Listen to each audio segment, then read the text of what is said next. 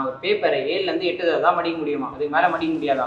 எது இந்த பேப்பர்? சொல்லு. ஜூபிட்டர் போலாம் சொல்லு, ப்ளூட்டோ போலான்னு சொல்லு. என்னடா நம்பவே மாட்டேறான்.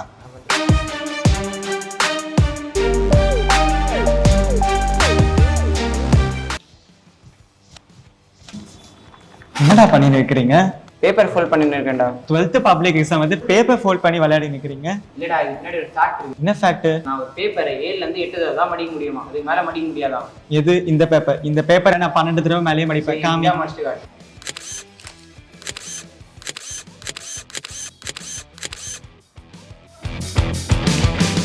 இந்த பேப்பர் திக்னஸ் அதிகமா இருக்கு. நீ ஒரு நியூஸ் பேப்பர் தான், நான் மடிச்சு காமிக்கிறேன். இந்த நியூஸ் பேப்பரே நீ 7 வாட்டி மேல மடிச்சு காட்டு. நான் மடிச்சிருவேன். நான் சொல்றேன்ல, அதை மடிக்க முடியாது. நான் பண்ணி காமிக்கிறேன்.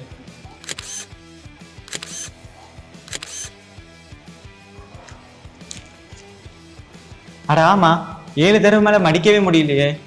இது திக்னஸ் அதிகமாகிறது மட்டும் இல்ல, பூமியில இருந்து நிலாக்கே போலாம் இந்த பேப்பரை வச்சு. எது இந்த பேப்பரை வச்சு நிலாக்கே போயிட்டு வரலாமா? நீ சொல்லு. ஜூபிட்டர் போலாம் சொல்லு, ப்ளூட்டோ போலான்னு சொல்லு. என்னடா நம்பவே மாட்டேறான்.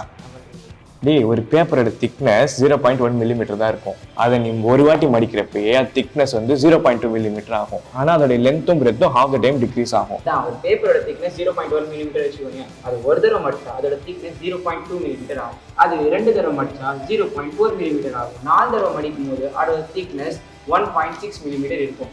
அதே மடிச்சுனே போனா 10ஆவது தடவை மடிக்கும் போது அதோட திக்னஸ் 1 சென்டிமீட்டருக்கும் மேல ஆயிடும். அதே நீ மடிச்சுனே போன அந்த பேப்பர் 22வது தடவை மடிக்கும் போது அதோட திக்னஸ் 419 மீட்டர் ஆகும். 490 மீட்டர்னா கிட்டத்தட்ட 500 மீட்டரு. அப்ப 1/2 கிலோமீட்டரு. அப்ப அமெரிக்கால இருக்கிற எம்பையர் ஸ்டேட் பில்டிங்கோட ஹைட் ஆகுது. எம்பையர் ஸ்டேட் பில்டிங் மட்டும் இல்ல, 23ஆவது வாட்டி மடிக்கிறப்ப வேர்ல்ட் டாலஸ்ட் பில்டிங் அது என்ன சொல்லுவாங்க, துபாயில இருக்கிற பூஜ் கலிஃபா. அந்த பூஜ் கலிஃபாவோட ஹைட்டா இருக்கும். வா, அவ்வளோ அதிகமா?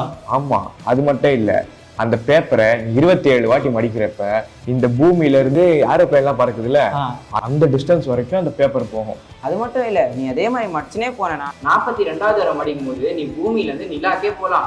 நிலா மட்டும் இல்ல, 43வது தடவை மடிச்சேனா நீ நிலாக்கு இருந்து பூமிக்கே வரலாம். ஓ, இதுல இவ்வளவு விஷயம் இருக்கா? இதெல்லாம் எதனால நடக்குது? இதெல்லாம் எதனால நடக்குது அப்படின்னா எக்ஸ்போனென்ஷியல் growth. எக்ஸ்போனென்ஷியல் growthனா கண்டினியூவஸா ரொம்ப அதிகமான அளவுல வளர்ந்துகிட்டே போறது இல்லையா, அது பேர் தான் எக்ஸ்போனென்ஷியல் growth சொல்லுவோம். இதுக்கு எக்ஸாம்பிள் நம்ம வேர்ல்டு பாப்புலேஷன் கூட நம்ம ஒரு எக்ஸாம்பிளா வச்சுக்கலாம். ஓ, இதெல்லாம் நீங்க எங்க இருந்து கத்துக்கிறீங்க? வெர்டிகல் வாத்தி.